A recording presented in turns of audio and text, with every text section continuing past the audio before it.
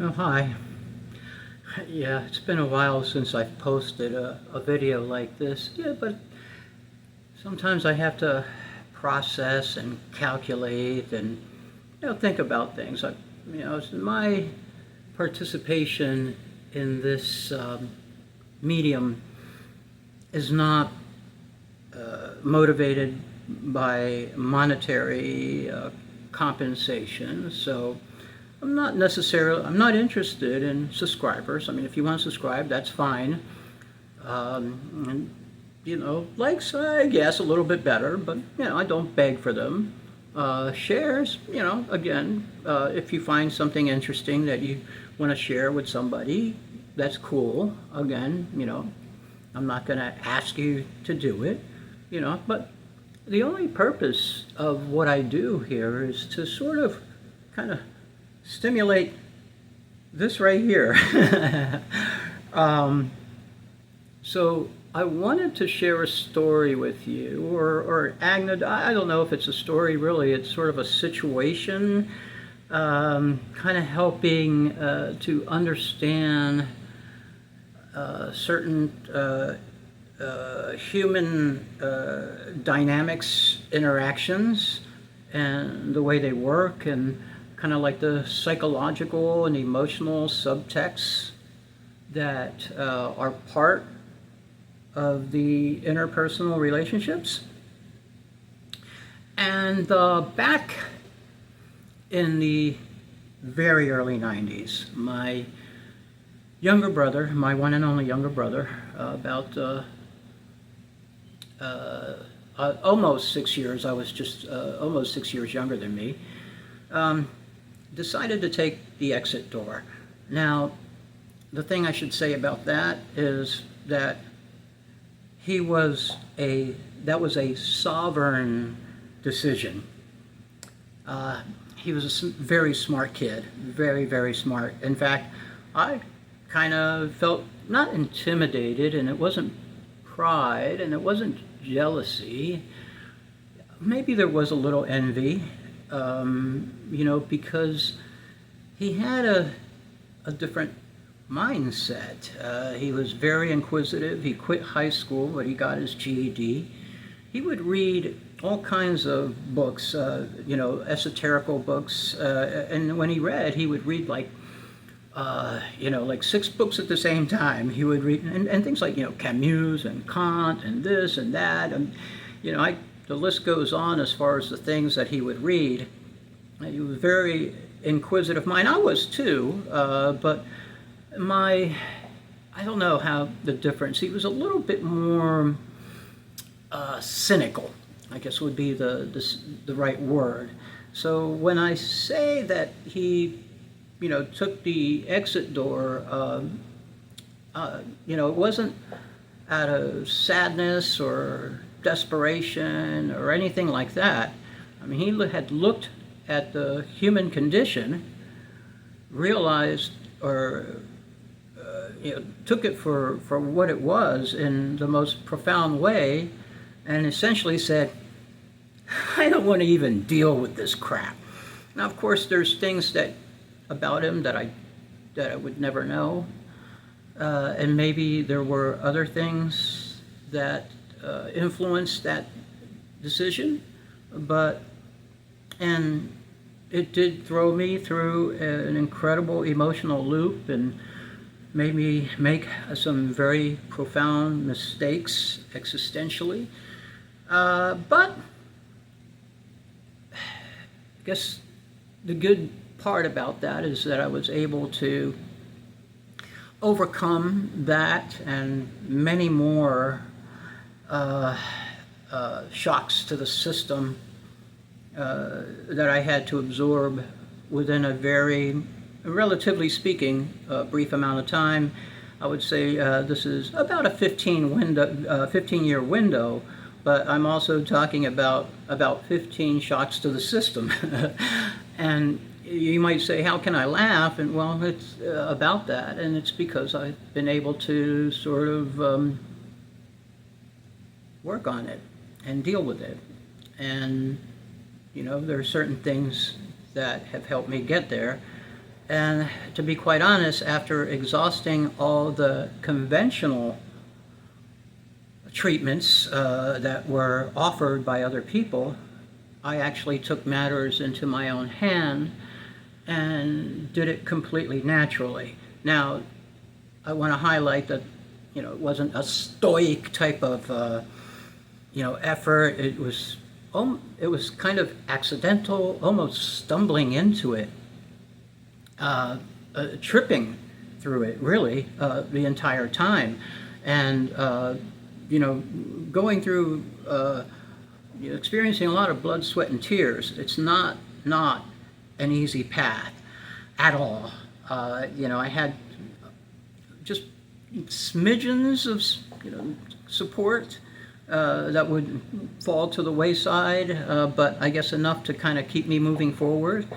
And, I consider myself to be in a very good place right now, emotionally, physically, psychologically, not situationally, but so my situation, my current condition is it's not that great.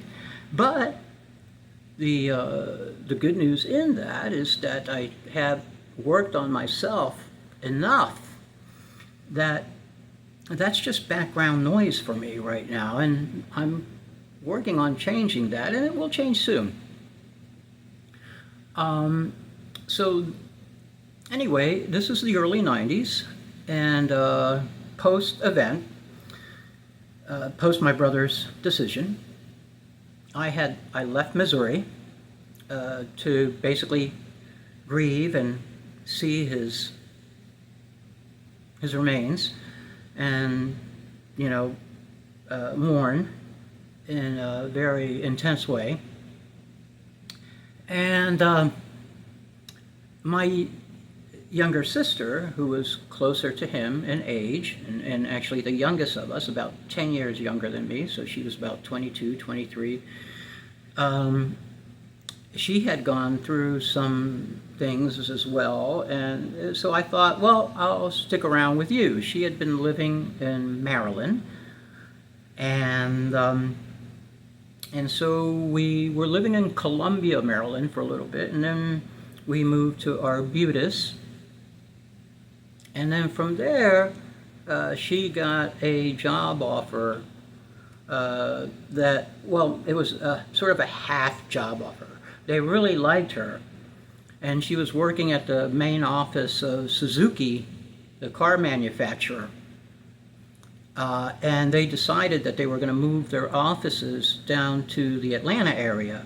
So what they basically said is, listen, if you want to move yourself down to Atlanta, then we'll give you a job. In other words, they liked her enough to say, you move on your own, we'll give you a position. But they weren't, for whatever reason, they weren't enamored, or maybe it was the type of job that really, it wasn't an executive job or anything like that. So it really didn't, I guess, it wasn't the type of job that would motivate an employer to provide a moving type of stipend, or however you want to refer to it, a relocation package, if you will.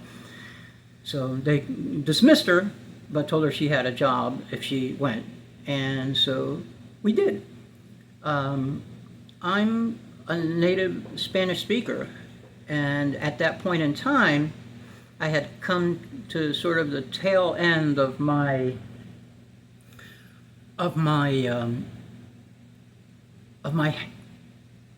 the utility, I guess is the best way of saying this, of being in the food service industry.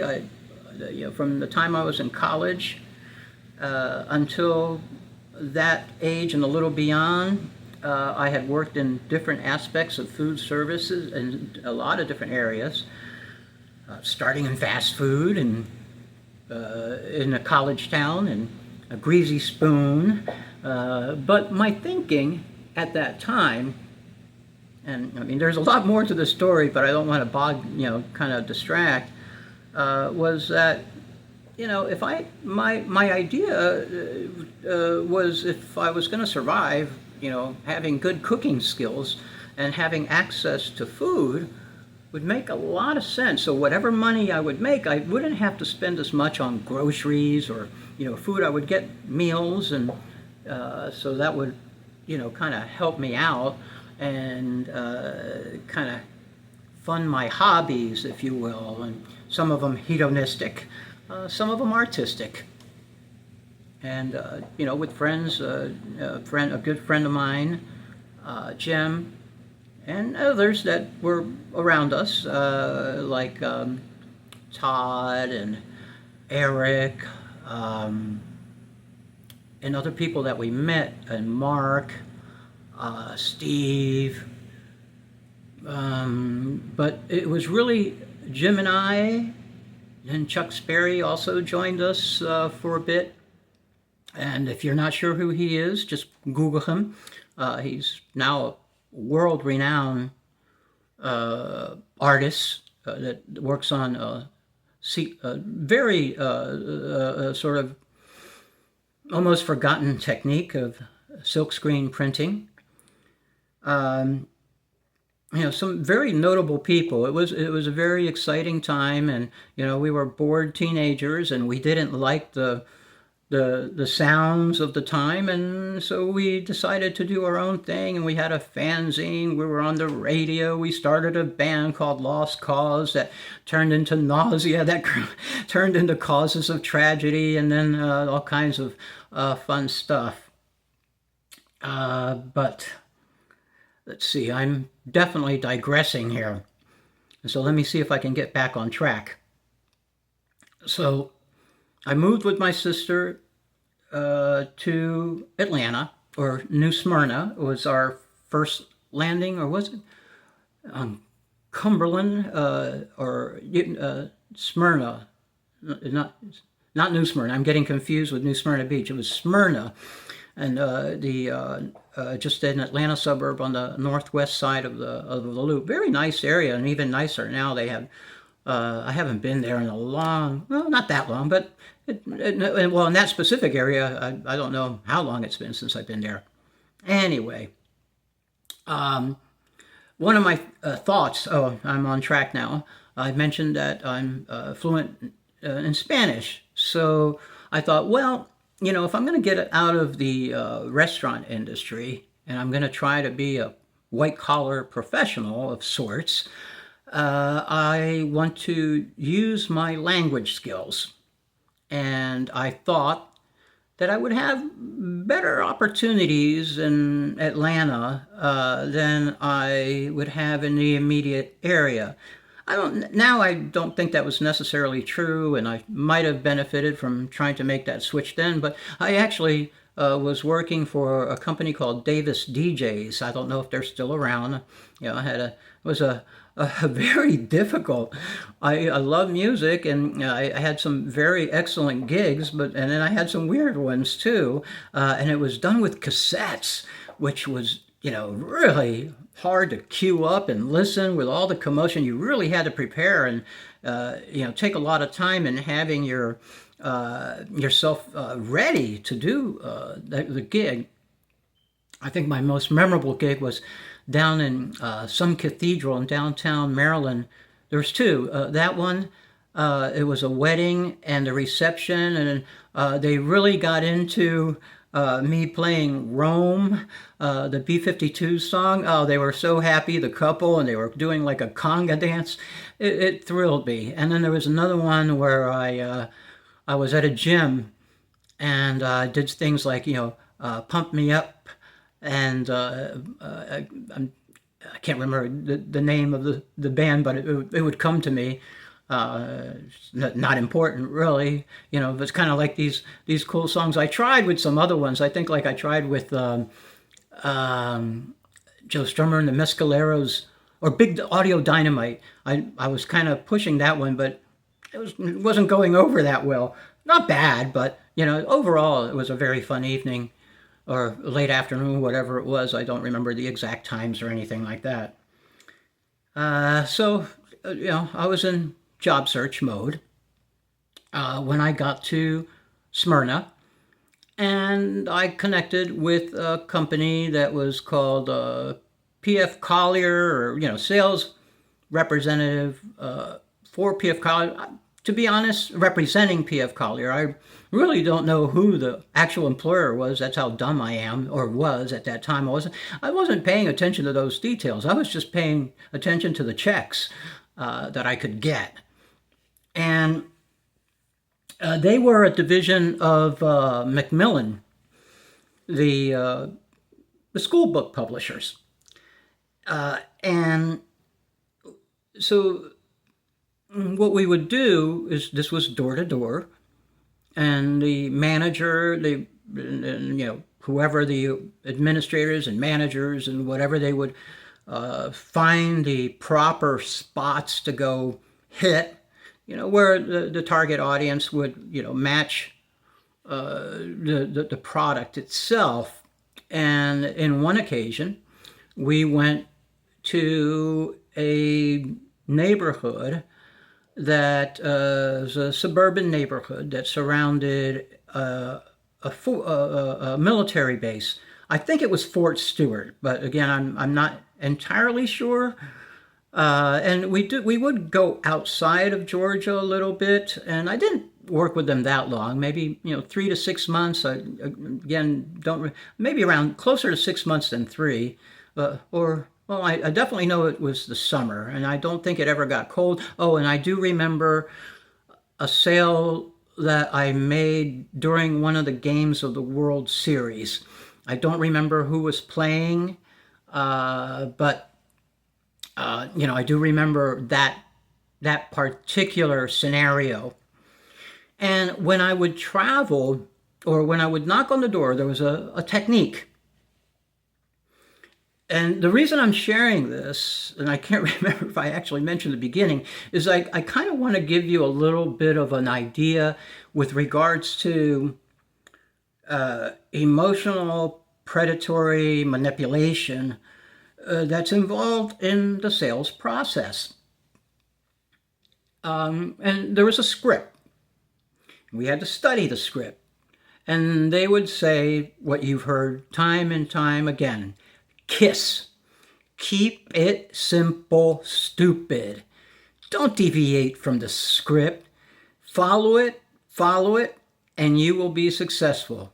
Don't follow it, you won't. And in honesty, I was able to observe some people who were incredibly talented at doing this, and others that were sort of actually not incredibly smart, but they didn't challenge the system, and they were very sort of flat, and they would have more success than myself, even though I was, kind of communicative and had some type of, versatile oral skills. And like I said, I was very good at some parts, and I wasn't good at the most important part, which in sales, if you are a salesperson, is the close. And the reason I would say I wasn't good is, like, for example, about right before I decided, I had to take a different route, I had made 3 sales in 1 week, and that would have been a pretty good windfall for me, and all of them backed out, and that was a kind of a blow to my system. And anyway, the process was where, and I was really good at this part, was where I would knock on the door, take a step back, look at them, and have my business card ready, and say, "Hi, I'm with P.F. Collier. Have you ever heard of us?" And they say, "No," and very understandable, because it wasn't Britannica. This is the sort of next tier, if you will. And so, oh, well, understandable. That's, we're a division of Macmillan Books. You've heard of Macmillan Books, right? We're the books that are published and that are used in the school system, in the public school system for, kids.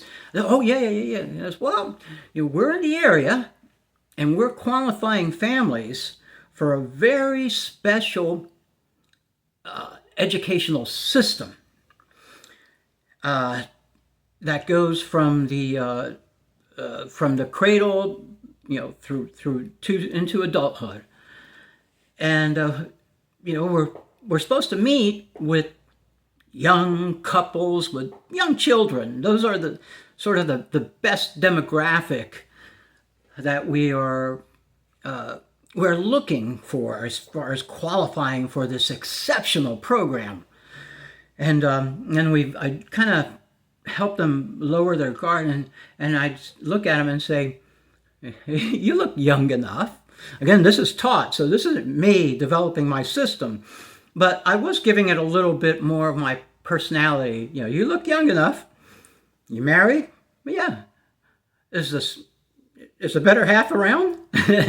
And they say, yeah, oh, great. And I would put my head down, extend my arm, pointing to the door, and shuffle my feet as if saying, well, just open the door. And magically they would. It was a way of saying, I know you just told me that you qualify, and you're wanting to see, what it takes to be qualified for this special program. And so once I was in, I would begin, and I can't remember the details of it, but of course there were learning systems for infants, and then moving into toddlers, and then moving into kids and preteens and teens in school, and finally the encyclopedia system itself. At that time, of course, the internet was kind of starting to, especially the discs. The connections were totally different. There was the dial-up connections. It was freaky. It was kind of weird. And but I did have some savvy people that would occasionally say, well, that stuff is going to be online and available in different ways. Yeah, I'm not interested. But not everybody knew that. And so we did go to, like I said, a neighborhood that was a military base, which is a great demographic. These are couples that have children and they have a steady income, so financially very easy to qualify. And during the presentation, though, there would be moments where I would have to get their buy-in. So, as we went along, I would basically say statements. I need to get basically out of my vocabulary. I do that out of my speaking. I do that a little bit too much. And this is a manipulation technique. When I was speaking and I was trying to get acknowledgement, I would nod my head up and down, and they would too.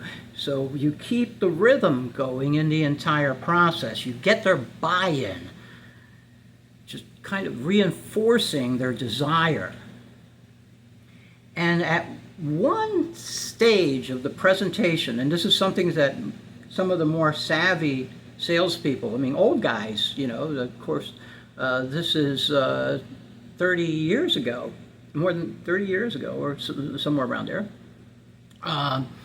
They would sort of abruptly stop and start, and actually this had these big sort of vinyl fold-outs, that kind of showed the pictures, and kind of stand there and show it, and then you would plop them on the ground. And so each part of the system, which I think was 7 or 8 different components, you would open up and say, and it has this, and it has this, and it has this, and boom, boom, boom, boom, lay them down on the floor. Oh, one thing I did forget to mention is that when I entered the home, I would have to say things like, feel, of course, comfortable and relaxed, and I would have to, I would compliment, oh, you have a very nice, comfortable home. It looks very, very nice. Good job. And, it's just things to make them feel good about themselves.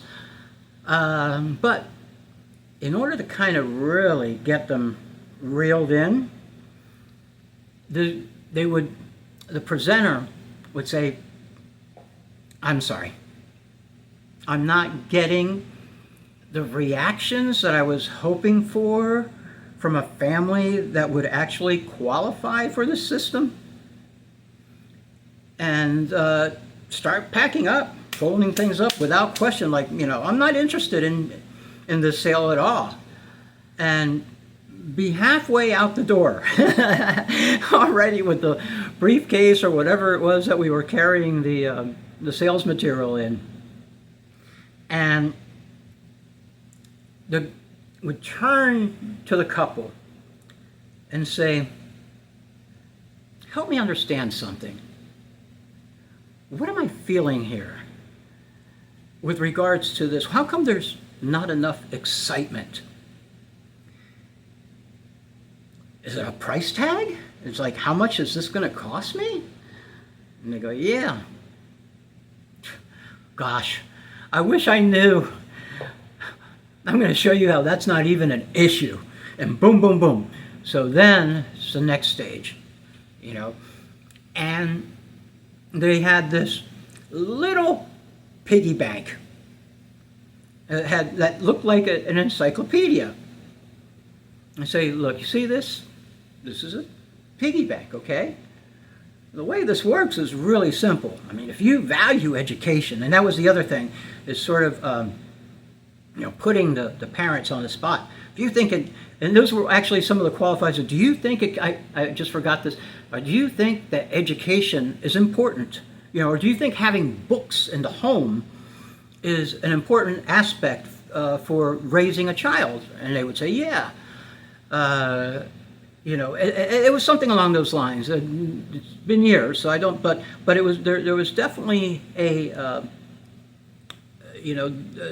pre-qualifying questions to get them interested in the presentation, so they wouldn't lose interest immediately. And we actually had a name for the type of people that would take,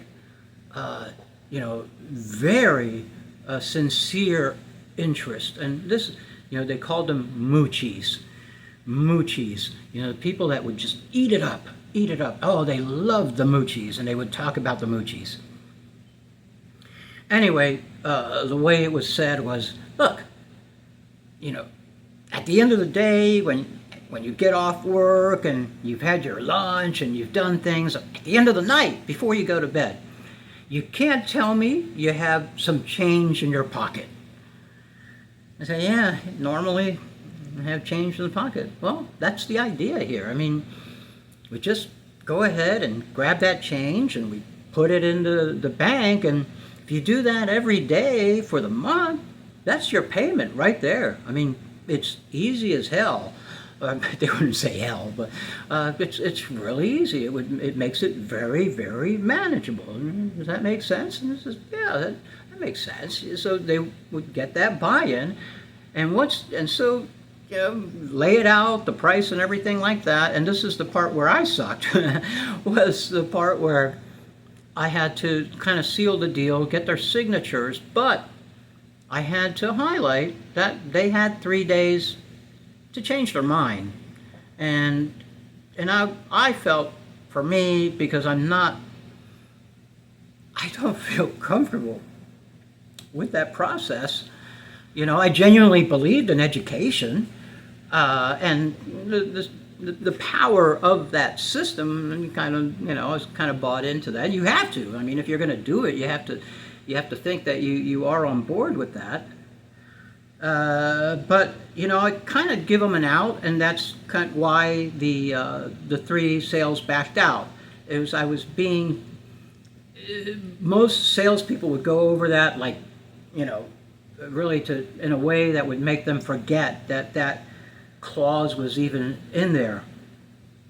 And but my point in this is several. And since then, I did have more jobs that were sales oriented. But my preference was always educational. I don't like sales because the way I see sales is parasitic. When a person is trying to sell you something, they're trying to benefit themselves. They're not trying to benefit you. And that dynamic is very overt in many situations. And what's even more overt is that it preys on the emotional frequency of the individuals. You know, the weaker a person is emotionally, then the more susceptible they would be to the sale and the manipulation techniques in that, because it's all based on a virtue signaling of sorts, and just lowering the defenses and creating a problem. Where the educational system is not enough, or highlighting the problem, not necessarily creating it, or actually it is a way of creating it if you're just sort of taking certain facts and presenting them in a certain way that makes the listener agree with you. Yeah, education, it's definitely important to have more in the home, because the quality of education, even though it's acceptable, it's not enough, and I want my children to succeed. I want to give them an extra edge, and so that's why I refer to sales as a parasitic process. And you don't have to necessarily sell to get immediate monetary compensation. You can also sell things to get tacit approval for who you are, for what you think, anything that basically makes the audience feel like they don't have the solution and you do. That is the hallmark of predatory sales, is basically manipulating the emotions of the buyer so they succumb, so they give in, and then they regret their purchase once it's too late. Does that sound familiar in any particular current context? Absolutely, it does. Now, of course, there are other techniques and other situations where we're trying to drum up business. That's in politics, in sales, in management, and I suppose a good example of that is in sales, Glengarry Glen Ross. It's a little bit more aggressive, and there's certain, and I've worked in the Wall Street environment, and I saw that take place there as well. So there's a lot more that is going on psychologically in the interpersonal dynamics of each person. One's controlling the situation, and the other is observing the situation, but it is the target to get the sale, to get the alliance, to get the partnership, to get the support, or whatever you want to call it. So I think I reached the end of the line here in sharing these ideas. Of course, if you have some kind of question about this, by all means, just put it in the comments and I'll see if I can address it. This is a little bit of a new setup that I'm practicing with here at the moment. And I don't know when I'll do the next one or when I may be encouraged or see a situation that I want to talk about, but I thought I'd share it today. There's a lot of emotional manipulation that takes place, not just from people, but from systemic structures. The calendar manipulates your emotion. The time of day, the day of the week. All those things manipulate emotions. And anyone that is unable to control or doesn't have their emotions harnessed and are secure,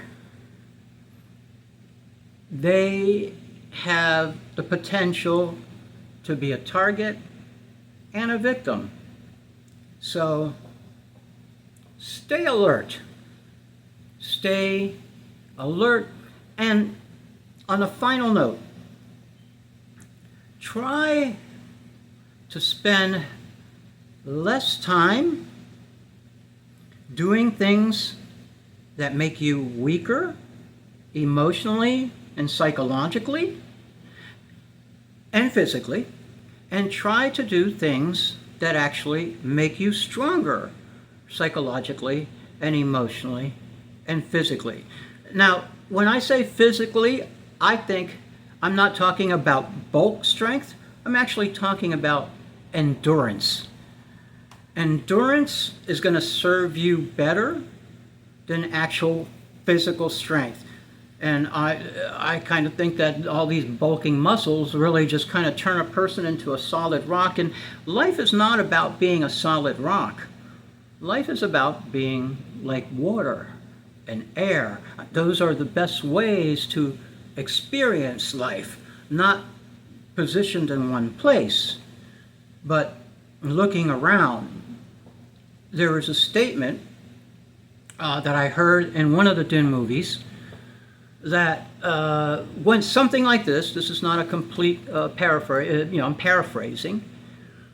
It says, life is not a question to be solved, but a condition to be experienced. Now, when I first heard that, I thought about it, and the name of the author is escaping me right now. I should have looked it up before this, but Dune, Herbert is one of the names, either the first or the second. I found out it is actually a phrase that is used in the original text of the original story.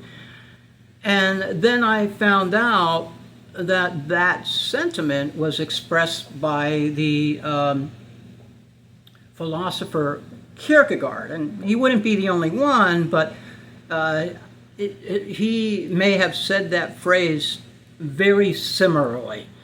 So in life, if you know the answer, basically you're dead. Emotionally, psychologically, spiritually, physically. You're dead. You're at a dead end. We in our form do not even have the mathematical ability, on a mathematical basis, we don't even have the ability to know everything. There is no single person that can declaratively state that they're the authority on reality. But there's a lot of people that present themselves as if they were. And of course they do that, and others buy in to that. That's my final point. Rise above. Take care.